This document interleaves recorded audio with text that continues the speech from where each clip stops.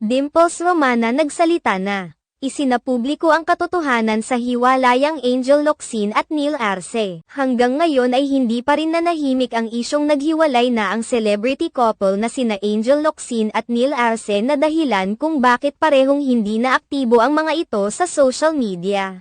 Ilang buwan na ring pinaghihinalaan ng mga netizens na isa sa dahilan kung bakit bigla nawala sa spotlight mapa social media man o sa showbiz industry ang tinaguri ang real-life Darna na si Angel Locsin ang hiwalayan nila ni Neil Arce. Naging biglaan kasi ang pananahimik ni Angel Locsin at magmula noon ay hindi na rin ito namamataan sa mga showbiz events. Tanging malalapit na kaibigan at kapamilya lamang ni Angel ang may contact sa kanya. Nauna nang pinabulaanan ng mga malalapit na kaibigan ni Angel Locsin ang balitang ito subalit, marami pa rin ang hindi kumbinsido sa isyong ito dahil sa pagre-react ni Neil Arce sa mga post ng mga sexing artista. Samantala, muling naglabas ng pahayag ang matalik na kaibigan ni Angel Locsin na si Dimples Romana, kung saan mariin niya pinasinungalingan ang isyu sa muling pagkakataon. Sa isang panayam kay Dimples Romana, mariin niyang inihayag na hanggang ngayon ay masaya pa ring nagsasama sina Neil Arce at Angel Locsin.